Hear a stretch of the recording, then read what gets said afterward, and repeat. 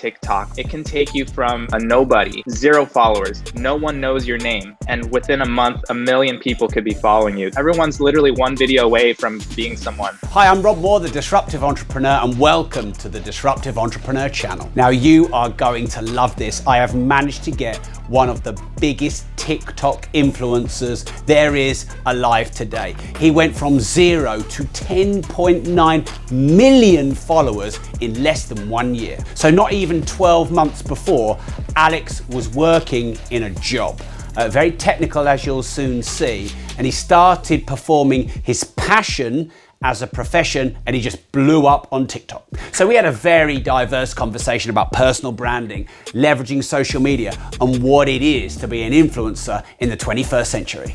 So if you want to go viral, build your following, leverage TikTok in the exact step-by-step process, because Alex reveals his formula for going viral, then make sure you like this video, subscribe to the channel, and hit the notification bell.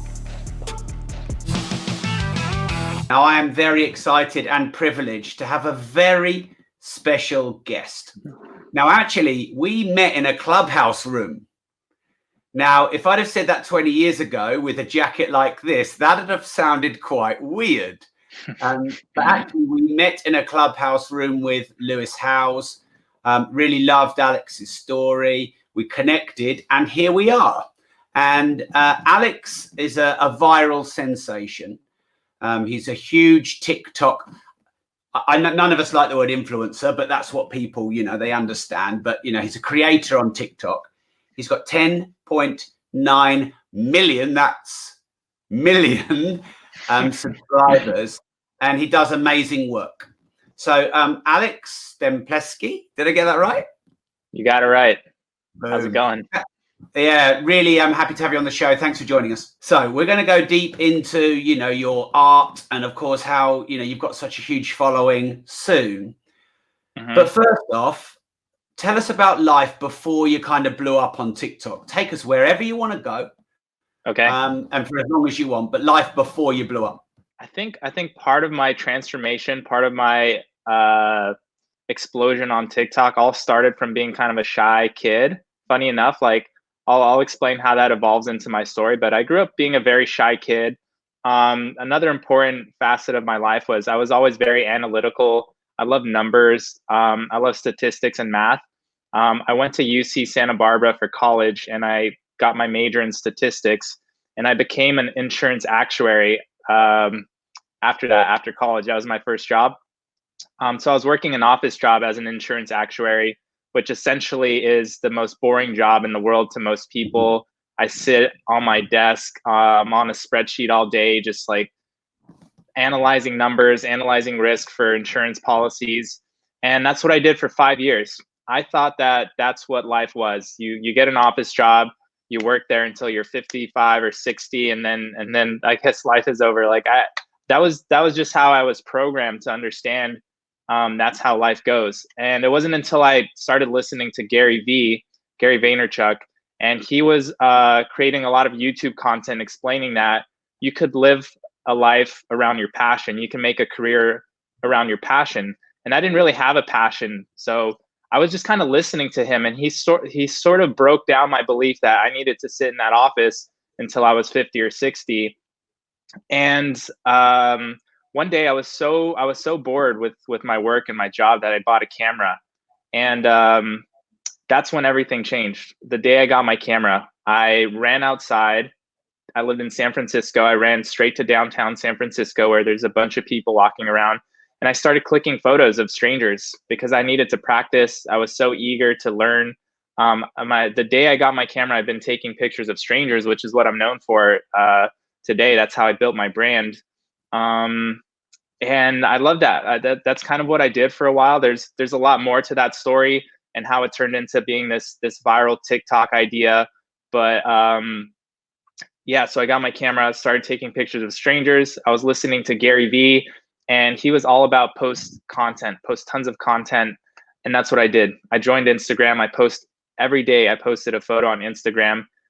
He talked about TikTok, and that's when things really took off for me, is when he brought up TikTok in November or October 2019. I jumped on it because I'm a very quick mover. I trusted him. I jumped on that app. I started posting. Within my first month, I had 1 million followers. Within Wow. 3 months, I had 3 million followers. And then I was like, oh my God, I don't have to work this actuary job for the rest of my life. I can actually do this. And it was scary. And I didn't know how I was going to do it. But enough people were supporting me and telling me that it was possible now that I had this following, that I just went for it. And it's been almost a year now that I've been doing this full time. So, Alex, just quickly, how old are you, to put it into perspective? I'm 31. Okay, so I'm 42. And back when I was listening to my mentors on CD, not on audio books and podcasts, yeah, they would say it takes 10 years to become an overnight success.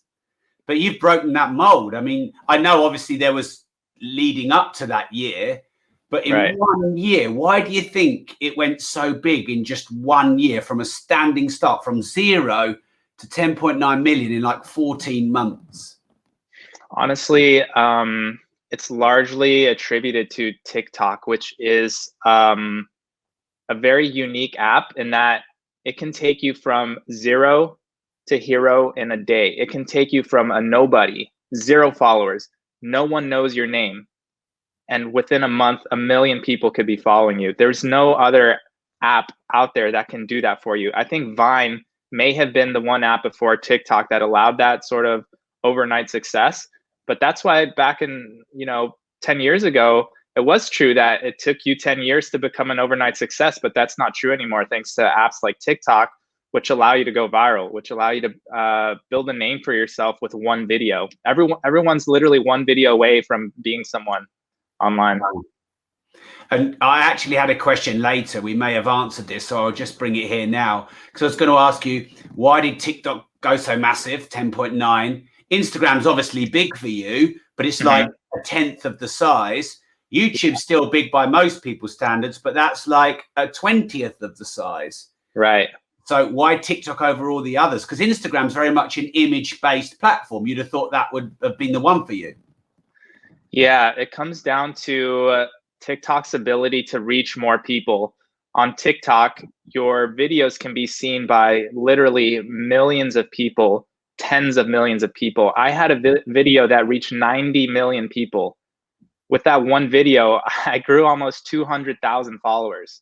On Instagram, it's not possible to reach that many people. So it's easier to grow on TikTok. I've grown the furthest because it allows that massive exposure, the ability to reach so many people that don't follow you. And getting people to migrate from platform to platform is always tricky. So if I gain 10 million on TikTok, only a fraction of those will actually take the steps to go to my Instagram and follow me there. So that's why I have like that, only a fraction of my size on TikTok is on Instagram. It was officially the conversation between you, Lewis, and I that has inspired me to finally do TikTok. And I'm going to, yes. And, I will always honor you with that, Alex. When I get to my 10th follower, Alex was the man. But one thing I would like to say, and maybe you can help us with this, Alex, is, a lot of people in the business world, the entrepreneurs world, like I'm in, we kind of think, well, we don't dance and sing. TikTok's not for us because of that. Is that a mistake for us to think that? Yes, absolutely. I'm surprised there's still this misconception that TikTok is only for dancers, kids, blah, blah, blah. It's been proven time and time again now that that's not true. I have seen large TikTok influencers with millions of followers that do none of that stuff. I've seen grandmas on there with large followings. I've seen painters, like literally any single genre you can imagine, any single niche, anything that you could possibly imagine someone's into, you'll find a large TikTok account with that. It's for everyone at this point. I was one of the first photographers to join that app. All of my photographer friends were making fun of me. They're like, why are you on that kids app? Why are you on that dancing app? But I just listened to Gary Vee, who said, look, platforms will always start with a specific sort of group and type of people, but eventually it broadens and it becomes for everyone. So yes, it was for dancers originally, but slowly and surely it's going to start being for more for everyone. And at this point, you could be doing anything on TikTok and going viral, building a following. Love it. So we're going to come to the viral element, the building the following, the monetization element in a moment. I want to pick up on something you said, because it seems like an interesting paradox. You said, I'm a shy kid and I went to take photos of strangers. That doesn't sound like the sort of thing a shy kid should do. Yet you've almost become famous for making strangers famous. So tell us about that funny paradox. Yeah, you know what a funny thing is? I'm so nervous when I take pictures of strangers. I described my TikTok the other day as I'm documenting my own anxiety attacks for the world. Like, people don't realize it, but I'm literally like in the middle of an anxiety attack most of the time that I walk up to someone. Part of the reason why I decided to take pictures of strangers, it sounds like a crazy idea. Like, who would do that? Why would you do that? Was the social challenge aspect of it. I wanted to not be shy anymore. I wanted to challenge myself. I was so sick of like being afraid of people. So I forced myself, and it was so scary. I remember the first time I couldn't get words out when I wanted to ask the person to if I could take a photo of them. Like, words wouldn't come out. I was so nervous. But part of why I love doing that is because I feel so accomplished afterwards, to know that I pushed through something that was so uncomfortable for me. There's so many reasons why I love taking pictures of strangers. You know, I get to give to the strangers. I get to push past my comfort zone. The spontaneity of it, just like so many reasons. But like, being a shy kid actually was like the catalyst for doing something like this, because I wanted to overcome that. So you've turned both your passion and your great fear into your profession. Yeah. How does that feel? It feels cool. It still almost hasn't hit me that this is my profession. Like, I feel like I'm going to wake up and this was all a dream. Like, it's unreal. Yeah. And what I love about your story, Alex, is it's unreal and a dream, in that I think most people would love to turn their passion into their profession, but it's also really possible. Like, it's a dream, but it's not unachievable a dream. Right. And if you think 30, 40 years ago, manual labor, manufacturing, they were your opportunities. You wouldn't have a job as a photographer or an editor or a videographer or an influencer or social media creator. These things didn't exist. And now you've got kids on YouTube who aren't 8 and 9 years old making millions, and people literally creating their passions and turning it into the profession. So for me, this is the most exciting time, because that's what I did as an entrepreneur. I love being an entrepreneur, and I've been doing that for 15 years. I'm sort of stuck in the generation, because I've sort of got the older work ethic generation, but I'm just about young enough to still sort of really understand the power of the internet. So, so let's talk about where you're planning to take it then. You know, you've got this brand, you've got 10.9 million followers. It's a real thing for you now. It's a business. Where are you going to take it? I want to take it to the next level. I want to be, it's hard to describe. I don't know. I have a very big vision for my future. I want to be either myself, like a household name, or just what I'm doing, my projects, have that be like, very well known, sort of like Humans of New York. I'm not sure if you've heard of that Instagram account, but it's essentially a man that approaches the humans of New York and he gets their story. This man built a following of 10 million followers on Instagram. Almost everyone in the States knows Humans of New York. I want to reach that level. So my plan is to just keep grinding, keep growing, keep building my following, and bring more awareness to what I'm doing, because I want more people to see it. I want more opportunities to come from that. So the overall vision is I want to be a household name, either myself or my brand or my projects. Well, I really hope that happens, and I'll be one of your top fans championing you along. I'll obviously be watching your TikTok a lot more closely now. I'm, playing the game of TikTok. So yeah, that's really great.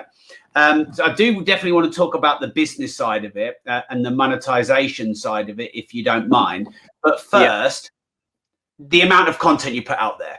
So have you been religious to do a piece of content a day for like 14 months? Is it important to be you know, really consistent with that content, even if you think you've got a piece and you're like, oh, it's not my best? Yeah, consistency is so important. Like my story, my journey to 10 million followers, I wasn't slacking. I was working hard, man. Ask anyone who I was living with my family for a while during the pandemic. I was living with my girlfriend for a while. Ask anyone who's ever been around me, and they will tell you that I work nonstop. There's no breaks. I wake up, I work until I go to sleep. I'm creating content all the time. That's what it truly takes to build a following. I'm not just kind of like, oh, this is fun, this is like a cool thing, and the followers are coming. Like, no, this is work. Like, I'm working harder now than I was in my office job. I'm working like 2 to 3 times as many hours. So to answer your question, you have to be consistent. It's better to post something than to not post anything. You just have to get content out there. It's all about producing content, but you should strive to make that content as high quality as possible. So that's the balance. And do you mean high quality in terms of the production, or high quality in terms of the message, you know, and the actual content of the content? Yeah, that's a great question. The production quality does not necessarily translate to a good video. So if you were to hire someone with a $10,000 budget and camera setup and all that fancy stuff, that's not necessarily going to translate to a viral video, because if the message isn't good, if the concept isn't viral, then the video is going to flop. But if you take like an iPhone, which is, you know, a standard camera, but you have a really good message, something that's really interesting, a viral concept, and that can do very well. So the production quality does not correlate to the video performance. It all comes down to creating. So what I mean by quality is just creating content that resonates and content that gets the engagement that allows the algorithm to pick that video and make it go viral. That's the hard part. A lot of people post a lot of stuff and randomly they'll go viral, but I like to be very intentional. I like to formulate my videos so that I kind of know that they're going to perform well. And it took a long time for me to figure out that formula. I think a lot of people, they don't have that formula yet. So what I recommend is post so often that you start to piece together your own formula for a viral video. And then by quality, I mean, okay, make sure that each video you craft with as much deliberate intention of putting things in that video to make it perform well, right? So you're not just like, oh, I'm going to post something and hope it does well. You know, try to be intentional, try and do things on purpose to make sure your video does well. Hi, it's Rob. Quick interruption here to make sure you like this video and you subscribe to the channel. We are upping our content game, bringing you the most disruptive interviewees and guests and content, and not just the people who do the usual circuit. So make sure you like, subscribe, and now let's get back to the interview. If you've got a piece of content you think, I'm not sure about this, it's not my best work, are you saying you'd still post it as opposed to nothing? Yes. And is this because it's like an ongoing lesson? You learn something from each post? Yes, that for sure. But also a lot of people have gone viral with what they think is not their best work. There's a really cool story of a influencer named Dogface420. And this man posted a video that broke the internet. It's the video of him skateboarding, drinking a bottle of Ocean Spray, lip singing Dreams by Fleetwood Mac. Ocean Spray decided to sponsor him for like his life or whatever, bought him a truck. Fleetwood Mac duetted his video and did their own trend. Like, this guy's famous. He has 3 million Instagram followers now. He just bought a house. He was living in a trailer before. And that one video that made all that happen, he almost didn't post it because he thought it was stupid. But he remembered something that Gary Vee said, which was just post it. You have to. If you create it, post it. Don't judge your content yourself. Let the market judge it, because they might love it even though you think it's stupid. I think that's a really important thing to say.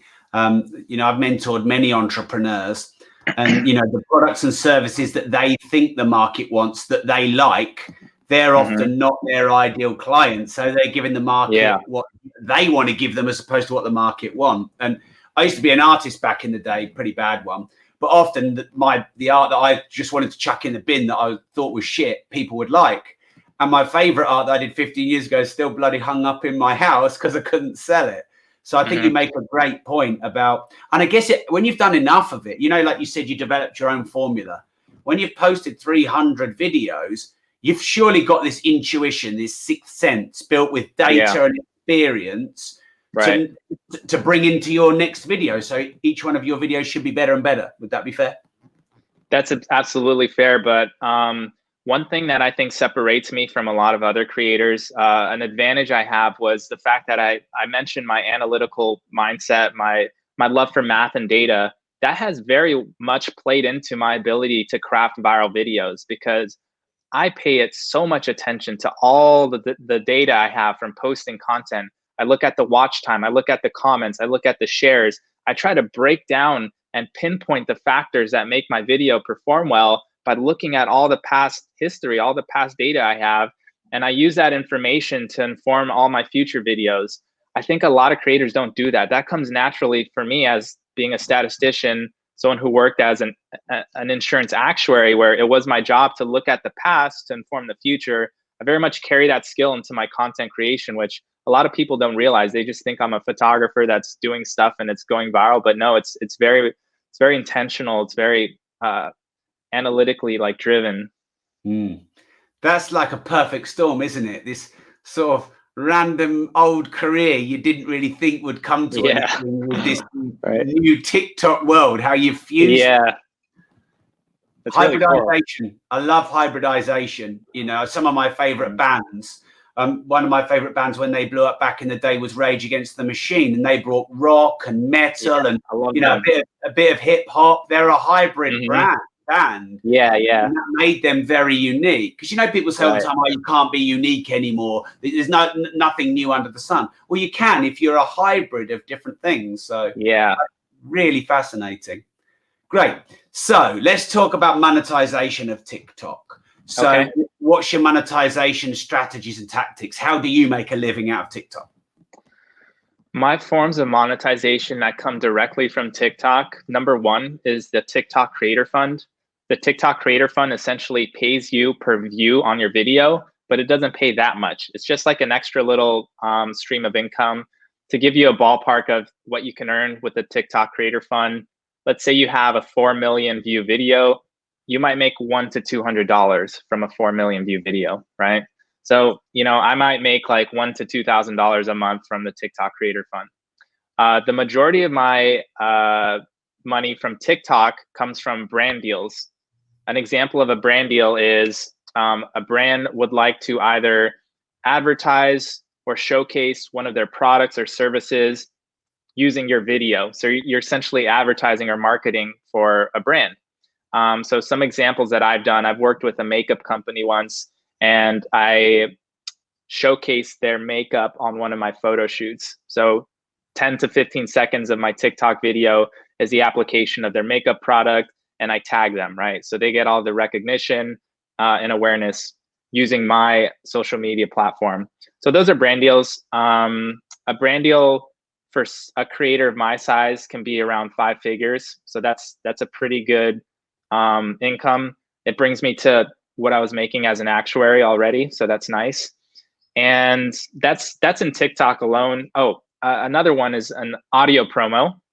So an audio promo is when a musician or an artist would like for you to use their song. So, you know, if a musician, if I use someone's song in my video, I can get them like 1 million to 2 million, however many views I get them that many listens. So a lot of musicians will message me and say, hey, I'd like for you to use my song in your video. And, you know, bare minimum, I would charge like $1,000 to use someone's song in my video, but that can add up. So those are the 3 main sources that come from TikTok. I have some other sources. Actually, there's one that I'm working on. It's selling merchandise. Right now, TikTok is working on an integration with a platform called Teespring. Teespring manufactures merchandise for influencers. You simply send them the design and they print it and do all the other stuff. What's cool about Teespring is that it's going to allow you to link in your TikTok video to your merchandise website. Right now, you can't use any links in your TikTok videos. So it's really cool that you can have one of your TikTok videos advertise your merch, but also have a clickable link in that video. It makes for really easy conversions and easy traffic to that merchandise site. So that would be a fourth one that I'm working on. Obviously, outside of TikTok, I have other streams of revenue as a photographer. I do client shoots, digital products, and what have you. And has that work increased significantly since your TikTok has blown up? The photo shoots, yes. I get a lot of, I have to turn them down at this point. It's kind of a lot of work, and that it's hard to charge people the amount that I would want to do just a photo shoot. So I kind of just end up turning most of them down. But yeah, my inbox is flooded with photo shoot requests. Do you turn down many brand approaches? Because I've since been on Clubhouse. I mean, that's how we met, which is kind of cool. Clubhouse, you know, the social media is just cool. And we met there in a room. And since then, I've had a lot of brand requests. And I've thought, it's kind of cool. But I mean, I've not got as big a following as you. I mean, obviously my podcast is very big, but you know, I've not got millions of followers, but it's cool. Yeah. But thankfully I don't need the money because I've got, you know, business and property income streams. But I think I don't want to sell out, you know, like I listen to some podcasts.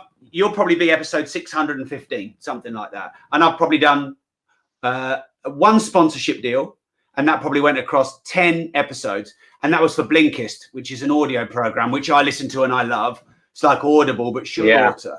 I like Blinkist, Yeah, I love it.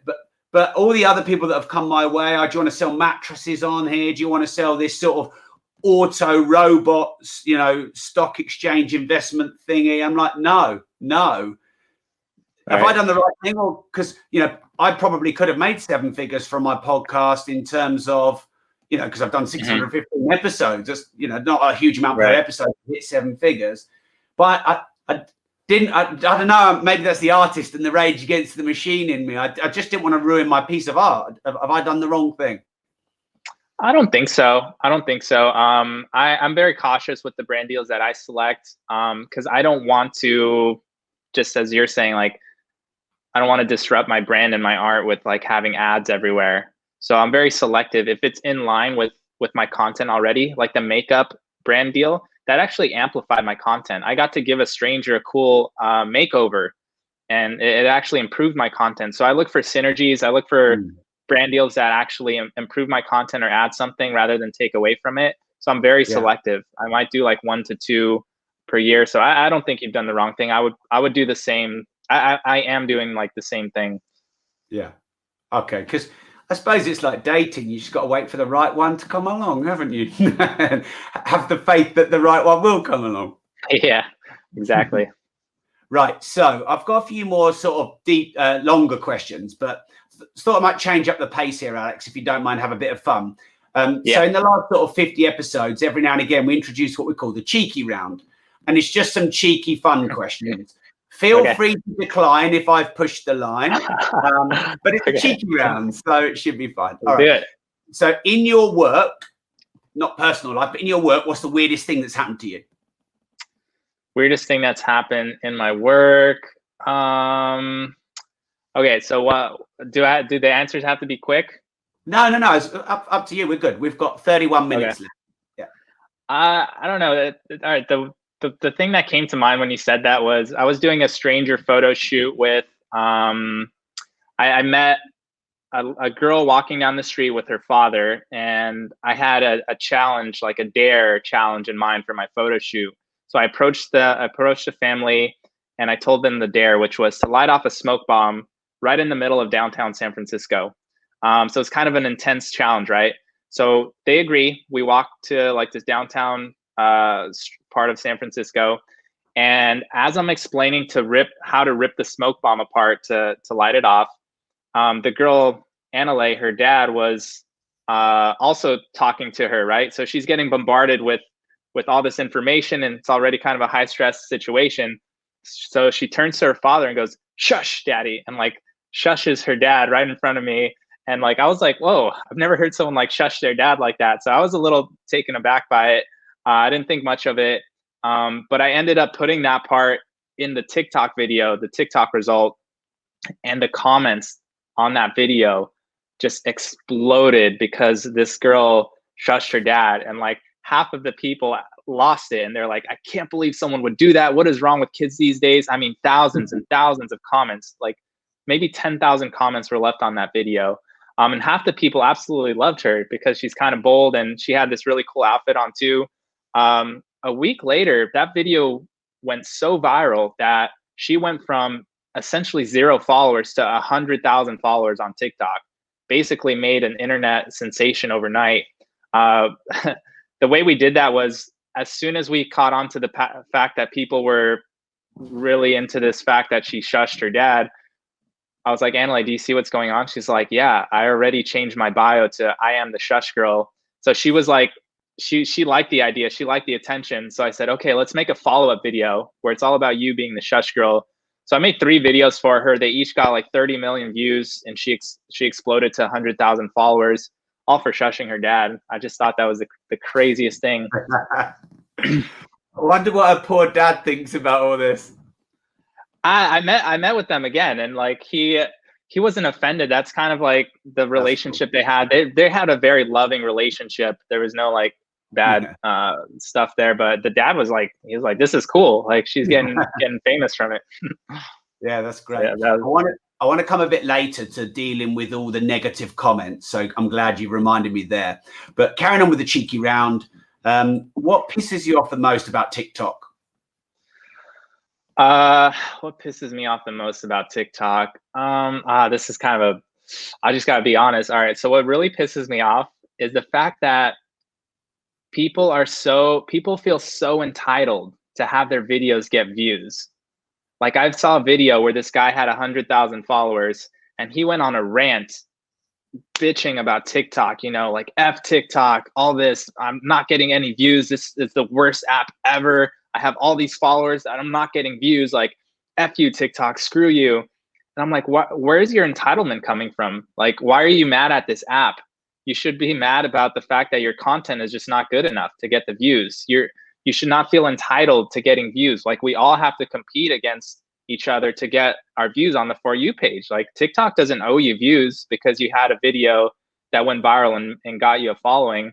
That really annoys me. Like the fact that people get so entitled about, oh, this app owes me my views. Where are my views? I'm so mad at this app. Like it's a free app. It doesn't owe you anything. You need to work for those views and make better content. Stop complaining. I actually think that's good life advice outside of TikTok, Alex, as well. Yeah. I always find it funny as well that they bitch and moan about the platform on the platform. I don't know, just scratch my head on that one. Okay, great. All right, this is slightly more cheeky, but you're going to be honest. Have you ever scored or been propositioned because of your TikTok videos? It's possible, I try not, I'm very careful about separating my personal life with like what I'm doing on the internet. So whether or not there have been some propositions, I never let my mind go there. I always go, they're just reaching out for the photos. This is not about, me or like a proposition. Like, so maybe it's happened, but I won't let myself see it that way, because I would never ever risk like tarnishing or ruining what I built, just to meet a lady. Like I can meet them elsewhere. So I completely separate the two worlds. Yeah. That was a very diplomatic answer. I like that, Alex. If you could hack anyone's social media account, who would it be and why? Ooh, my mind went to Mr. Beast, because to me, I consider him the viral king. Like he understands how to make viral content, I think, better than anyone else. And for that reason, I would just like to dive into his analytics, understand like why are his videos getting 30 million plus views every time on YouTube? It's absolutely ridiculous. YouTube's the hardest platform to go viral on. So the fact that he can do it there and consistently and at the magnitude that he's doing makes me think that he's the viral king. And I would definitely want to hack his account and just get my hands on that data and see what I can learn. Love it. Absolutely love it. In total, how much money have you made from TikTok? And you can say exact or ballpark, whatever you want, or declined. I don't mind. Yeah, I would have to add it up. It's hard to say. I know that I started in February last year, so it's been less than a year, and it was very slow at first. And also the pandemic hit, which really took a blow to my brand deal. So I don't know. I want to estimate uh anywhere between like maybe 50 to 70,000, somewhere in that range, just from TikTok. But yeah, that Year doesn't one. include like, what's that? Year one. It's really Yeah, good. yeah, year one. So Mm. I'm happy with that. The number could be off. I'd have to add stuff up, but it's been going well, and I foresee it just going better since I'm getting more established and learning things better. Mm. Great. Right. Well, we navigated the cheeky round. Thanks, Alex. So Yeah. back into the main content. So you say you've got this formula that you've worked out, and getting a viral video or the main elements of a video, and would be really great if you could share some elements of that, elements of the content, and maybe the editing, etc., the timing. I don't know, anything you could share. Right. Okay. I'm going to lay out my formula for making a viral video. This is all I'm very intentional with everything that I do to make my content, right? So the breakdown of one of my TikTok videos to make it go viral goes like this. We all know that I take pictures of strangers, right? So how do I turn that concept into a TikTok video? Well, I like to break that down into certain parts. We have the approach, which is me finding the stranger. We have the behind the scenes, which is me taking their pictures. And then we have the results. Um, that's the order that I show my content in. I show the approach, I show the behind the scenes, and then I show the result. The reason for that, to start with, the order there, is because the goal of creating content on TikTok is to make sure people watch the whole video. Watch time's really, really important. So if I show a process that has a result at the end, a lot of people will have no other choice but to watch till the end of my video. So by withholding something that they want to see until the very end of my video, I'm maximizing my watch time. I'm forcing them to watch the whole thing. So that's why that order is very important. And that's why my content does well, is because I can really get that watch time simply because people watch my videos with so much anticipation. They're like, God, I want to see the photos. I want to see the photos. I have to make it to the end. So that formula to start with is really effective at getting the watch time, which helps the video do well. Within that, though, the next thing that I focus on are the first 1 second, extremely important, and the first 3 seconds. So the first 1 second of my video, I go so far as to starting my video at a specific video frame where something exciting is happening. I want not only the first second to be interesting, but I take the first frame, like the first still photo of my video clip. I make sure that something interesting is happening. Like if someone just saw a photo of the very first frame on my TikTok video, they'd be like, wow, what's about to unfold here? So I go into that much detail. Like I'm looking for that viral first frame where someone will see that on their For You page and go, oh, something exciting's happening. So that's usually like me right about to approach the stranger, or me running at someone, like action, something exciting. That's really important. The next 3 seconds, I have to make sure that I have to get people past that first 3 seconds. I have to sell them on the rest of the video in that first 3 seconds. So it's usually me approaching a stranger, and I try to capture some emotion on their face during that initial approach. Like I want them to be like, shocked, or like kind of scared, or like, whoa, who are you? Like I want to get people interested in seeing what's about to unfold. So that first 3 seconds, I'm just trying to hook people. I want to hook people so they make it to the rest of the video. So once I've hooked them, we get to the behind the scenes, and that part's fairly simple and straightforward.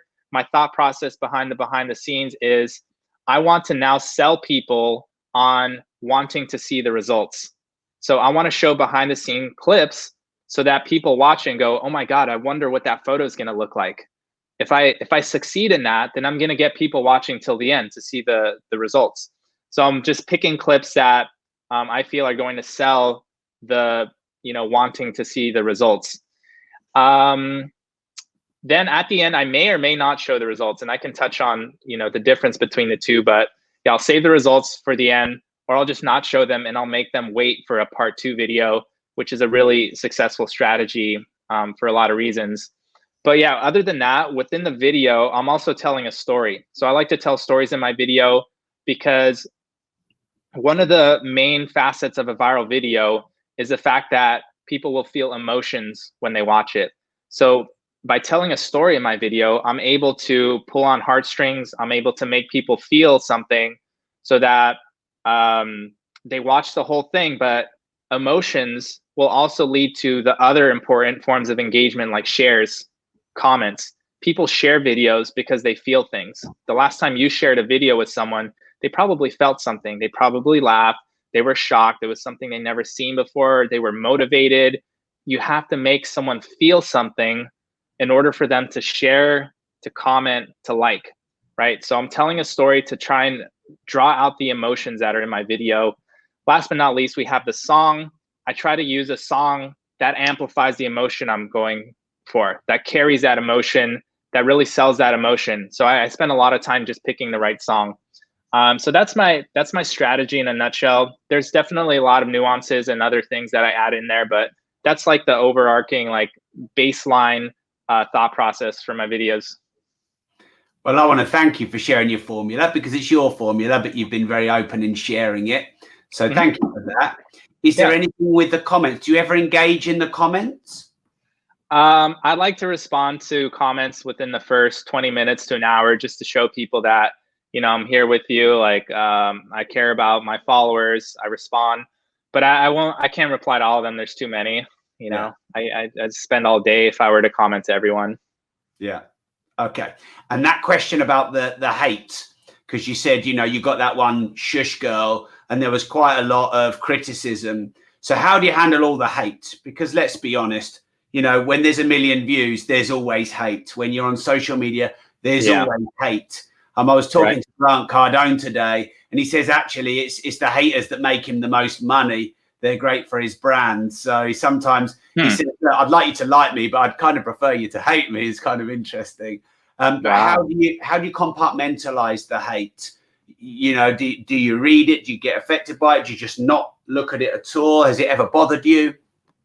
Yeah, that's a great question. My strategy for dealing with hate, this morning, actually, I had a hate comment that definitely it kind of stung a little bit. Someone was talking about the color grading in my video and how they thought it was really crappy, right? So my gut reaction was, obviously pain and hurt from hearing that, right? I was mentally affected by that, and I wanted to reply to him. But I think that's where most people go wrong, is they allow that comment and something to waste their time. Because I made the decision after I realized that I wanted to reply. I kind of caught myself and said, why do I need to waste my time explaining to this guy why he thinks my my color grading is crap? Like, I don't have time for that. If you think it's crap, cool, that's fine. I don't feel the need to reply to that, to explain myself, to explain why I messed up or whatever. So my strategy has always been to just ignore. I don't give it any air. I just let them swing their punches at nothing, and eventually they tire themselves out. I mean, I have a lot of stories with hate groups. Groups of photographers have banded up to try and cancel me and take me down because I came out of nowhere. I had an epic rise. I developed a lot of haters in the photography community that did not like what I was doing. They did not like seeing me succeed. So they grouped together and they wrote a lot of articles about me on the internet.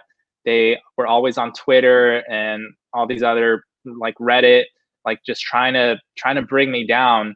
But I never responded. I never replied. I knew that it would just amount to a waste of time and a waste of mental energy. Like, just let them go, let them be, let them hate.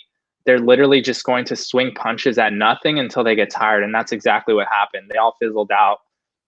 So by replying, you're just prolonging that hate process. You're not going to change a hater's mind. So I just don't reply. even if you think it's really unfair? Are you ever tempted? Okay, so if they say something that's outright like false, I will correct them, right? If they say something about me that's just absolutely incorrect, I'll reply just to correct them and set things straight. But I'm not replying to like argue or prove them wrong. Well, yeah, I'm not replying to argue or start something. I just want to say like, for the record, you're incorrect about this. The truth is that. But I just do that more just for like damage control and protect my reputation. I don't want someone leaving a false comment about me. Like, I'll correct them. But if it's something about like an opinion, like, oh, your work sucks, I'm never gonna reply to something like that. No. You talked about a group trying to cancel you. And, Yeah. this whole word of cancel and cancel culture, it's on many people's lips, isn't it? Especially in America. I've never seen anything political about you or from your mouth, Alex, on social from the short time that I've known you. But obviously, I've had a good look and done some good research. But what do you think about this cancel culture? And, of course, Donald Trump lost 80 odd million on one channel, 80 odd million on another channel. Should he have, you don't have to talk specifically about Donald Trump, it's just of the moment, but right. Is it fair that people get cancelled? What do you think about it? That's a great question. I don't really have a strong opinion on cancel culture right now. I still don't really understand it. You always hear that someone gets canceled, but you end up seeing them a week later, and it makes me think like, what can someone get canceled? Like, what does that mean? Is being canceled just an attempt to make someone look bad, but not actually like a concrete, like, this person is done, their career's over? Like, I don't really understand like what it means to be canceled anymore. Like, I, so I'm not sure. I'm really not sure. I just think if anything, I feel like people just don't seem to actually get canceled. When they get canceled, you always see them again, which is it makes me not really understand the whole thing at all. Okay, so you're Donald Trump. You've got 80 million followers on Facebook or 80 million followers on Twitter, and both your accounts are shut down, but they're not back yet. Is that right or wrong? And I don't want to talk about Donald Trump per se, anyone. Or where's the line? Right. Okay. That's a great question. I think it depends on the situation and what the person did for someone to have their social media account be shut down. I feel like there would need to be a really strong reason, but I haven't thought about what reasons should allow for someone to lose their social media account. I haven't put a lot of thought into that, so I'm not sure what the answer is there. Yeah, I don't know. I don't have a lot of thoughts on that topic. Well, I can imagine you could spend weeks thinking about it and be just as unclear. Yeah, exactly. Okay, great. So in 12 minutes, I'm starting a Clubhouse room because my life has changed. Yes. Yeah. So I want to, in advance, thank you for your time, Alex. It's been really fun.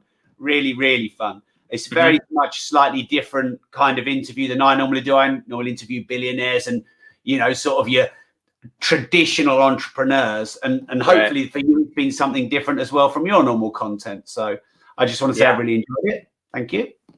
I did too. I'm going to start joining more of your rooms on podcasts because, that sounds like a lot of fun. So yeah, I'm just curious to hear more about that. So I'll see you around on Clubhouse. Thanks so much for having me. I'm going to watch your podcast more because my goal for this year is to make $1 million. So that's why I'm on Clubhouse, is to learn. I've built the following. During that time, I ignored monetizing because I wanted to focus on content and followers. But now I'm ready to learn monetizing. So I'm in Clubhouse learning from all you guys out there. So yeah. Awesome. Are we okay to do a super quick fire? This is normally quite fun. Yes. All right. So as short as you like. Number one, what's your highest viewed video and why was it your highest viewed video? 90 million view video. I call her the no girl. I approached her. She said no. And then her friend was like, hey, do you know who he is? I showed her my TikTok following. She saw the followers. She changed her mind to yes. We did the photo shoot. She loved the photos. People went crazy because she said no and changed her mind because of the followers. And it was a big thing, 90 million views. Wow. Next question, could be the same answer or different. What's your best piece of work and why? I would say my best piece of work was one of my first viral videos. I walked into a store. I found a nice family. I asked the mom if I could take a photograph of her daughter. And within 5 minutes, we executed the whole photo shoot, which was a really creative shot where she held a rose up to a window. And I asked her to think of someone she misses. So there was a lot of real emotion in her eyes. And the fact that it was one of my first stranger photo shoots, the fact that the whole thing took 5 minutes to get amazing photos, and the fact that it got 30 million views, I think that was my best work. I mean, it really kind of solidified me as, a good content creator. Great. What does personal brand mean to you? A personal brand means people. I think a personal brand means that people have an understanding of what you're all about, who you are, what your message is, who you are, who you truly are, your true authentic self. It's, I never articulated this before. It's your personal brand is how you present that, I guess. Yeah. Okay. So many podcast interviewers use this same question. What advice would you give your younger self? I'm going to flip it. What advice would you give your older self? Okay. What advice I would give my older self? I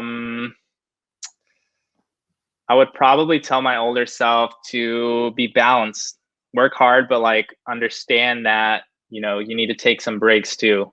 So just, balance yourself. Okay. What's the best advice you can ever remember receiving? The best advice, I don't know. It wasn't really advice. It was something someone said to me. It was one of my coworkers. My first job out of college, I went door to door selling. I wasn't selling. I was signing people up for solar panel estimates. And one of my coworkers, he was very honest with me, and I was explaining a lot of the problems I was going through. And he said, "Alex, you're kind of a little bitch." That's what he told me straight to my face. I'm like, wow, no one's ever, had the balls to tell me that. So thank you. You're right. I want to change that. I want to work on that. And that was kind of a pivotal point in my life, that one phrase, because I'm like, wow, no one's ever been so honest with me. I want to change that. So it wasn't even advice. It was someone talking some smack on me, but I needed to hear it. What's the worst advice you can remember receiving? The worst advice I can remember here, probably, I think it would probably have to do with anyone saying that social media is a waste of time, that there's no power in it, that it's too saturated, it's not for you. Anything around that is just the worst advice I've ever heard, because the opposite is true. It's life-changing. Is there one thing that's wrong in the world that you would like to change or be changed? I don't think that anything's wrong in the world. I believe that everything happens for a reason, where anything that's quote unquote wrong is probably necessary for transformation. Like, a lot of people thought and think that, the hardest year, 2020, was wrong or bad, but there's takeaways, things to be learned from that. So I think we need wrong. I think we need pain and suffering in order to transform and to have realizations. So for that reason, I don't think anything's wrong, unfortunately, even though at surface level it seems wrong, but sometimes we need that to learn from it. Love it. If there's one person on the planet, if I was interviewing them on this podcast, you would even stop in the middle of a photo shoot to come and watch them, who would that person be? Man, it's got to be the guy that changed everything for me. So Gary Vaynerchuk. He's just Man, his advice is always spot on for me. It's always worked. Love it. And final one, this podcast is called The Disruptive Entrepreneur. I have loads of people who are big into social media who follow the podcast. What does that word disruptive mean to you? Disruptive means to break down a pattern, anything that people expect. Disruptive means, okay, you think it's going to go this way. You think it should be done that way, but nope, I'm going to flip that on its head. I'm going to do it this way. I love disruption. I disrupted the photography community by not photographing famous people, celebrities. I took nobodies. I took people with zero following, people that have never modeled. You know, that was a disruption in the pattern of photography. So I think disruptive is like, people think things are going that way, but nope, it goes another way. You just completely like shut down how they envision things happening. Love it. Alex, where can we follow you? Is there anyone left on the planet that doesn't follow you on TikTok? Yeah, so for the 80 million people left, so that I can catch up to Charlie D'Amelio, I'm alex.stemp on TikTok. I'm Alexander the Great on Instagram. Yeah, as for the other channels, I can't even remember them right now, but TikTok, alex.stemp, Instagram, Alexander the Great. I've had so much fun, Alex. Thank you for giving your time. Really appreciate it. Yeah, it's been fun. I can't wait to see you on TikTok, you know? Yeah, I did 2 today. It was today. You did? Today's a big day. I got to follow you. What is your TikTok? I'll follow you right now.